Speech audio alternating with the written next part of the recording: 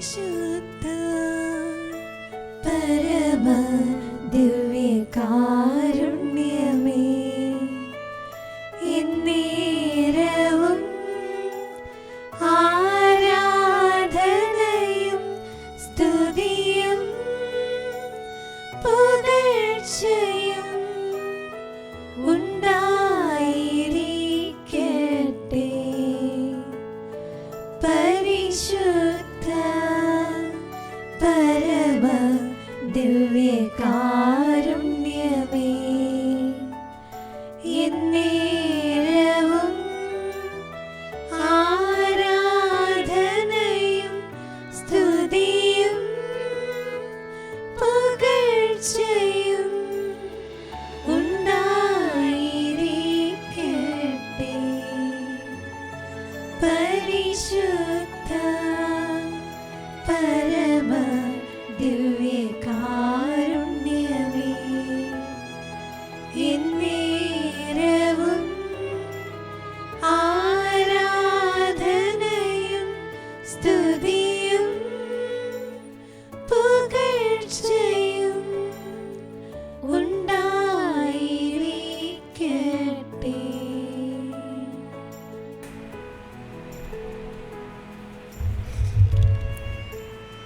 ഓ പരമ ദിവ്യകാരുണ്യനാഥനായ ഈശോയെ, അങ്ങയെ ഞങ്ങൾ ആരാധിക്കുകയും സ്തുതിക്കുകയും അങ്ങേക്ക് നന്ദി പറയുകയും ചെയ്യുന്നു.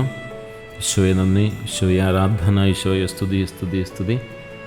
പരമദ്വീപികാരുണ്യനാഥനായ ഈശോയെ, വീണ്ടും അങ്ങയുടെ സന്നിധിയിൽ ഒരുമിച്ച് കൂടുവാൻ ഞങ്ങളെ അനുഗ്രഹിച്ച അങ്ങയുടെ വലിയ സ്നേഹത്തെ, കാരുണ്യത്തെ ഞങ്ങൾ നന്ദിയോടുകൂടി ഓർക്കുന്നു. ഈശോയെ, അങ്ങയുടെ ഈ സ്നേഹ സാന്നിധ്യത്തിനു മുമ്പിൽ ഞങ്ങൾ പരിപൂർണമായ ആരാധന സമർപ്പിക്കുന്നു.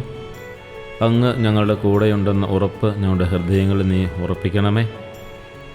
ഈശോയെ, പരമദ്വീപികാരുണ്യനാഥനായ ഈശോയെ, അങ്ങയെ ആരാധിക്കുകയും സ്തുതിക്കുകയും അങ്ങേക്ക് നന്ദി പറയുകയും ചെയ്യുന്നു. പ്രിയപ്പെട്ട സഹോദരങ്ങളെ, യെശയ്യായുടെ പുസ്തകം 43-ാം അധ്യായം 1-2 വാക്യങ്ങൾ. ഭയപ്പെടേണ്ട, ഞാൻ നിന്നെ വീണ്ടെടുത്തിരിക്കുന്നു, നിന്നെ പേര് ചൊല്ലി വിളിച്ചിരിക്കുന്നു, നീ എൻ്റേതാണ്. നീ വെള്ളത്തിലൂടെ കടന്നു പോകുമ്പോൾ ഞാൻ നിന്നോട് കൂടെയുണ്ടാവും, നദികളിലൂടെ കടന്നു പോകുമ്പോൾ അവ നിന്നെ മുക്കിക്കളയുകയില്ല. പ്രിയ സഹോദരങ്ങളെ, വലിയ പ്രത്യാശ നൽകുന്ന, അതിരുകളില്ലാത്ത പ്രത്യാശ നൽകുന്ന ദൈവത്തിൻ്റെ 3 കാര്യങ്ങളാണ് ഈ വചനത്തിലൂടെ നമ്മൾ കാണുക. ഒന്നാമതായി, അവൻ നമ്മെ അറിയുന്നു എന്നുള്ളതാണ്. നിന്നെ ഞാൻ പേര് ചൊല്ലി വിളിച്ചിരിക്കുന്നു, നീ എൻ്റേതാണ് എന്നുള്ളത്. അവർ നമ്മെ അറിയുന്നു. പ്രപഞ്ചനാഥൻ ഈശോ മിശിഹ നമ്മെ ഓരോരുത്തരെയും പേര് ചൊല്ലി വിളിച്ചിരിക്കുന്നു. ദൈവം പേര് ചൊല്ലി വിളിച്ചിരിക്കുന്ന വ്യക്തികളാണ് നാം ഓരോരുത്തരും. ദൈവം നമ്മെ അറിയുന്നുണ്ട്. നമ്മുടെ ഓരോ പ്രവൃത്തികൾ അറിയുന്നുണ്ട്, നമ്മുടെ ഓരോ ചിന്തകൾ അറിയുന്നുണ്ട്, നമ്മുടെ ജീവിതത്തിൻ്റെ എല്ലാ സാഹചര്യങ്ങളും അവിടുന്ന് അറിയുന്നുണ്ട്. നാം ജനക്കൂട്ടത്തിലെ വെറും ഒരാളല്ല, മറിച്ച് ദൈവത്തിന് ഏറ്റവും പ്രിയപ്പെട്ട മക്കളാണ്. ആ ഒരു ബോധ്യം നല്ല തമ്പുരാനുണ്ട്. പക്ഷേ ഞാൻ ദൈവത്തിന് ഏറ്റവും പ്രിയപ്പെട്ട മകനാണ്, മകളാണ് എന്ന് എനിക്ക് ബോധ്യപ്പെടുന്നുണ്ടോ എന്നുള്ളത് നമ്മളിന്ന് പരിശോധിക്കേണ്ട കാര്യമാണ്. അവൻ നമ്മെ അറിയുന്നു, അവിടുന്ന് നമ്മെ അറിയുന്നു, നാം അവിടുത്തെ അറിയുന്നുണ്ടോ? എപ്പോഴെങ്കിലും നല്ലതുപോലെ ഇരുന്ന് ശാന്തമായി നമ്മെ തന്നെ നമുക്കൊന്ന് ധ്യാനിച്ച് മനസ്സിലാക്കാം. രണ്ടാമത്തെ കാര്യമെന്ന് പറയുന്നത് സാന്നിധ്യത്തിൻ്റെ ഉറപ്പാണ്. നദികളിലൂടെയോ അഗ്നിയിലൂടെയോ കടന്നു പോകുമ്പോൾ നാം ഒറ്റയ്ക്കല്ല എന്ന് അവിടുന്ന് ഓർമ്മിപ്പിക്കുകയാണ്. വെള്ളത്തിലൂടെ കടന്നു പോകുമ്പോൾ ഞാൻ നിന്നോട് കൂടെയുണ്ടാവും, നദിയിലൂടെ കടന്നു പോകുമ്പോൾ അവൻ നിന്നെ മുക്കിക്കളയുകയില്ല. അതായത് ദൈവസാന്നിധ്യത്തിൻ്റെ ഉറപ്പ്, അവനെപ്പോഴും നമ്മോട് കൂടെയുണ്ട് എന്നുള്ളതാണ്. അങ്ങനെയെങ്കിൽ ജീവിതത്തിൻ്റെ കഠിനമായ പ്രതിസന്ധികൾ നമ്മുടെ ജീവിതത്തിൽ ഉണ്ടാകുമ്പോൾ അവിടുന്ന് നമ്മുടെ കൂടെയുണ്ട് എന്ന് നമുക്ക് വിശ്വസിച്ച് ആ പ്രതിസന്ധികളെ തരണം ചെയ്യാൻ നമുക്ക് സാധിക്കണം. തമ്പുരാൻ നമ്മുടെ കൂടെയുള്ളത് കൊണ്ട് പ്രതിസന്ധി മാറി നിൽക്കും എന്നുള്ളതല്ല, മറിച്ച് ആ പ്രതിസന്ധികൾക്കിടയിലും അവിടുന്ന് നമ്മെ കൈപിടിച്ചിട്ടുണ്ടാകുമെന്നുള്ളതാണ് വാഗ്ദാനം. ഒക്കെ നമ്മുടെ സ്വാതന്ത്ര്യം അനുസരിച്ച് നമ്മൾ ശക്തിപ്പെട്ട് ദൈവത്തിൻ്റെ കരത്തിൽ മുറുകെ പിടിച്ച് ശക്തിപ്പെട്ട് നമ്മൾ സാക്ഷികളായി മാറണം. അതിനവൻ സാന്നിധ്യം കൊണ്ട് നമുക്ക് ഉറപ്പ് നൽകിയിട്ടുണ്ട്. അതുപോലെ തന്നെ മൂന്നാമത്തെ കാര്യമാണ് സംരക്ഷണം നൽകുന്നുണ്ട്. ലോകം നമ്മെ തള്ളിക്കളഞ്ഞാലും പ്രശ്നങ്ങൾ നമ്മെ ശ്വാസം മുട്ടിച്ചാലും ദൈവത്തിൻ്റെ കരുണ നമ്മെ മുങ്ങിപ്പോകാൻ അനുവദിക്കുകയില്ല. കാരണം അവൻ നമ്മുടെ കാവൽക്കാരനാണ്. അവൻ നമ്മെ അറിയുന്നുവെന്നും അവൻ്റെ സാന്നിധ്യം കൊണ്ട് നമ്മുടെ ജീവിതത്തിൽ ഉറപ്പ് നൽകിയിട്ടുണ്ട് എന്നും അവൻ നമ്മെ സംരക്ഷിക്കുന്നവനാണെന്നാണ് ഇന്ന് ഈ ആരാധനയിലൂടെ അവിടുത്തെ സാന്നിധ്യം നമുക്ക് വീണ്ടും നൽകിക്കൊണ്ട് അവിടുന്ന് നമ്മോട് പറയുന്നത്. കണ്ണുകളടച്ച് നമുക്ക് നമ്മുടെ ആത്മാവിനോട് നമുക്ക് മന്ത്രിക്കാനായിട്ട് സാധിക്കണം. എൻ്റെ ആത്മാവെ നീ എന്തിനു ഭയപ്പെടുന്നു?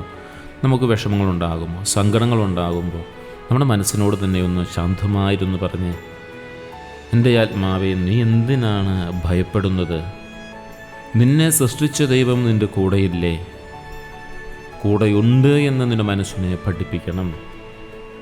നിൻ്റെ കണ്ണുനീരും നിൻ്റെ നിശബ്ദമായ നിലവിളികളും ഈ ദിവ്യകാരുണ്യനാഥൻ കാണുന്നുണ്ട് എന്ന് മനസ്സിനെ പറഞ്ഞു പഠിപ്പിക്കണം. അവൻ നിനക്കു വേണ്ടി വഴികൾ ഒരുക്കുന്നുണ്ട്, തളർന്നു പോവരുത്. അവിടുന്ന് നിന്നെ കരം പിടിച്ചുയർത്തും. ഈ നിമിഷം അവിടുത്തെ സമാധാനം നിൻ്റെ ഉള്ളിലേക്ക് ഒഴുകട്ടെ. പ്രിയ സഹോദരങ്ങളെ, സ്നേഹപൂർവ്വം പ്രാർത്ഥനാപൂർവം നമുക്ക് ഈ ആരാധനയിലായിരിക്കുമ്പോൾ നമ്മുടെ ഹൃദയത്തിലേക്ക്, നമ്മുടെ മനസ്സിലേക്ക് അവിടുത്തെ സമാധാനം ശാന്തമായി ഒഴുകട്ടെ എന്ന് പ്രാർത്ഥിക്കുകയാണ്. ലോകം മുഴുവനുമുള്ള സകല മനുഷ്യരിലേക്ക് പ്രത്യേകിച്ച് നമുക്ക് പ്രാർത്ഥിക്കാം. ആരുടെയൊക്കെ ജീവിതത്തിലാണോ വിഷമങ്ങളുള്ളത്, സങ്കടങ്ങളുള്ളത്, സമാധാനമില്ലാത്തത്, രോഗങ്ങളിലായിരിക്കുന്നവർ, ഇവരുടെ എല്ലാവരുടെയും ജീവിതത്തിലേക്ക് ഈശോയുടെ സ്നേഹത്തിൻ്റെ സമാധാനം ഒഴുകിയെത്താൻ വേണ്ടി നമുക്ക് പ്രാർത്ഥിക്കാം.